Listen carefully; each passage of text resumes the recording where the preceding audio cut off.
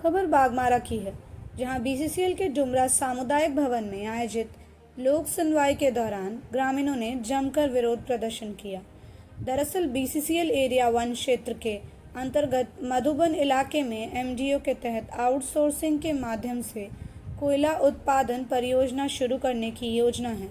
इसी परियोजना से जुड़े प्रदूषण नियंत्रण और अन्य मुद्दों को लेकर डुमरा सामुदायिक भवन में लोक सुनवाई का आयोजन किया गया था। लेकिन जैसे ही बैठक शुरू हुई, मधुबन, सिद्धपोखी और केशड़गढ़ के ग्रामीणों ने एकजुट होकर इस परियोजना और बीसीसीएल प्रबंधन के खिलाफ जोरदार विरोध जताना शुरू कर दिया। विरोध इतना तीव्र हो गया कि मौके पर मौजूद बीसीसीएल प्रबंधन को स्थिति संभालने के लिए पुलिस बल की मदद लेनी पड़ी।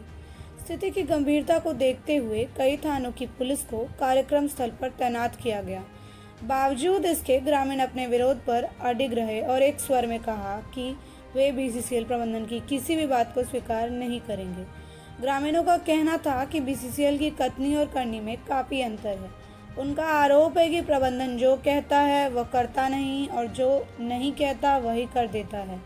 इसका उदाहरण उन्होंने सिद्धपोखी और केशड़गढ़ बस्तियों की स्थिति को बताया, जहां जाकर कोई भी व्यक्ति हकीकत समझ सकता है।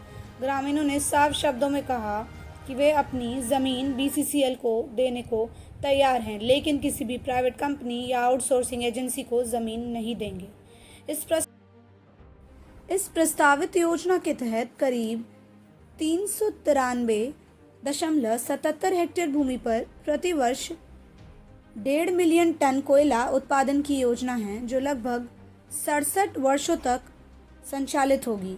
बैठक के दौरान अधिकारियों ने यह भी स्पष्ट किया कि जमीन के नीचे पाए जाने वाले कोयला और अन्य खनिज संस्थानों पर सरकार का अधिकार होता है। साथ ही यह भी कहा गया कि लोक सुनवाई में जनता की सहभागिता के बिना कोई भी परियोजना आगे नहीं बढ़ सकती। अधिकारियों ने विरोध कर रहे ग्रामीणों से अपील की कि वे अपनी आपत्तियों को लिखित रूप में प्रस्तुत करें, ताकि उन पर गंभीरता से विचार किया जा सके। साथ ही यह भी बताया गया कि जल्द ही एक और जन सुनवाई आयोजित की जाएगी, जिसमें परियोजना से संबंधित सभी पहलुओं जैसे पुनर्वास, विस्थापन और बसावट की प्रक्रिया को विस्तार से स्पष्ट किया जाएगा। बीसीसीएल प्रबंधन ने आश्वासन दिया कि परियोजना शुरू होने के बाद प्रभावित परिवारों को समुचित मुआवजा, लाभ और रोजगार के अवसर प्रदान किए जाएंगे। साथ ही स्थानीय युवाओं को नौकरी में प्राथमिकता देने की बात भी कही गई। यह भी स्पष्ट किया गया कि विस्थापन केवल बीसीसीएल को जमीन देने की स्थिति में ही होगा। किसी आउटसोर्सिंग कंपनी को सीधे जमीन नहीं दी जाएगी।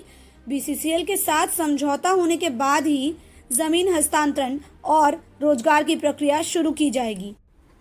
इस लोक सुनवाई में धनबाद के एडिशनल कलेक्टर विनोद कुमार, जेएसपीसीबी के आरओ विवेक कुजूर, पर्यावरण विशेषज्ञ कुंदन दास, एरिया 1 के जीएम के सिंह, एजीएम काजल सरकार, परियोजना पदाधिकारी टीएच चौहान सहित कंपनी के प्रतिनिधि आदर्श कुमार और सुरेश अमोलकर उपस्थित थे।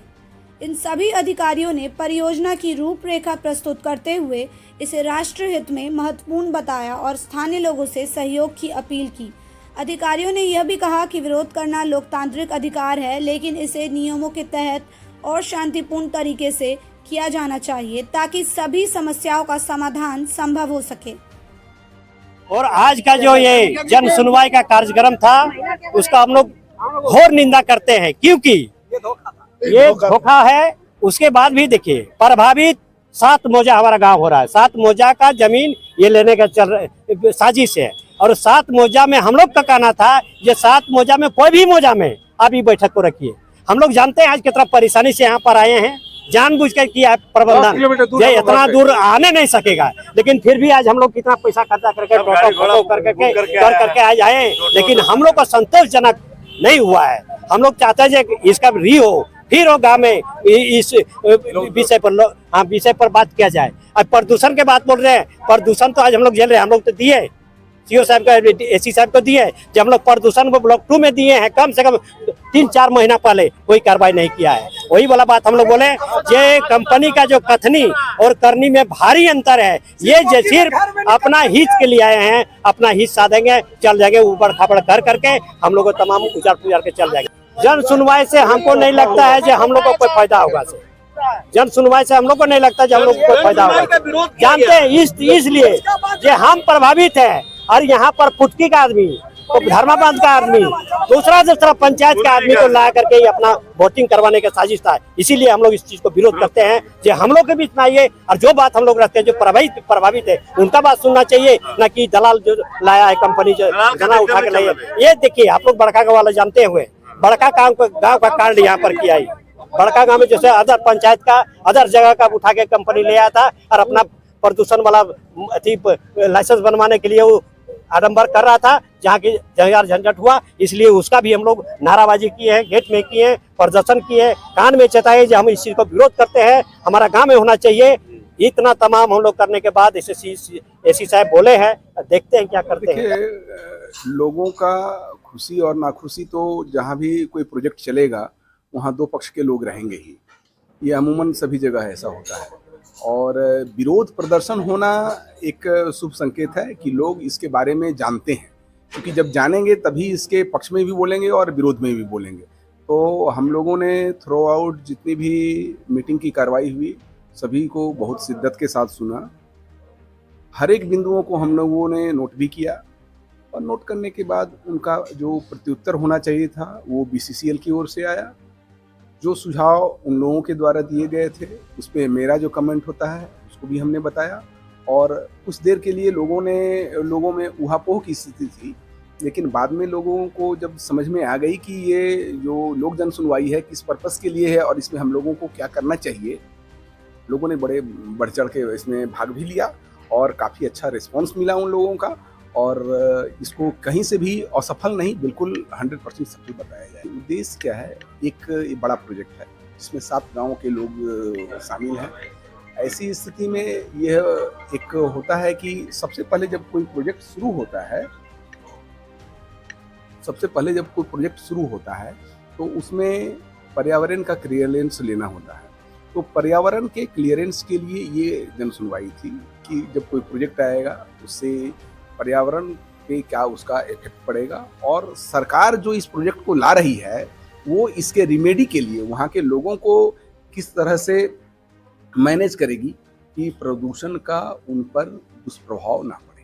देखिए प्रोजेक्ट है, ये कोल प्रोजेक्ट है, मधुबन कोल प्रोजेक्ट के नाम से इसको इंदुपुरी यहाँ ये करवा रहा है। BCCL के अंतर्गत इसको होना है, जिसका एक MDO मोड भी है, और उसके तहत अभी ये प्रारंभिक दौर की बात है। अभी जन सुनवाई होने के बाद जब इसका क्लियरेंस मिलेगा आगे की कार्रवाई। कि पूरा धनबाद जो है वो कोल क्षेत्र है, और मोस्टली लोग यहाँ जानते हैं कि वर्षों से लोग BCCL को ज़मीन देते आ रहे हैं और उसके एवज में उनको नौकरी पेशा सारा चीज़ मिलता आ रहा है।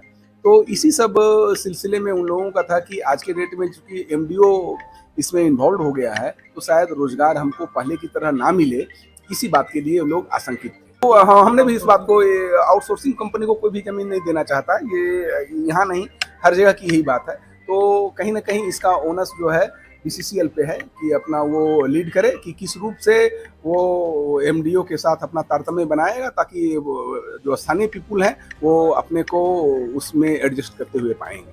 देखिए ये प्रोजेक्ट को सफल बनाने के लिए हम सक्षम पदाधिकारी नहीं हैं इस पर कुछ भी स्पष्ट बोलने के लिए।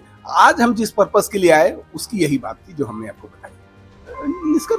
निष्कर्ष क्या, बस आज लोक जन सुनवाई हुई, और इस जन सुनवाई का जो प्रोसीडिंग बनेगा वो जाएगा सरकार तक, सरकार उसको अप्रूव करेगी या डिसअप्रूव करेगी, वो सरकार का अपना ये है।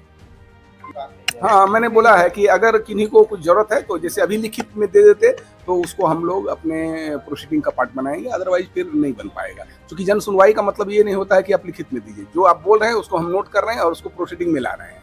इसके बावजूद भी अगर मान लीजिए कोई ग्रुप है ऐसा जो कि विरोध कर रहा है तो वो अपनी बात को लिख सकता है कि इसमें हमारे ये फिलहाल इस मामले में ग्रामीणों का विरोध जारी है और अब सबकी नजर आगामी जन सुनवाई पर टिकी हुई है, जहां इस परियोजना का भविष्य तय हो सकता है।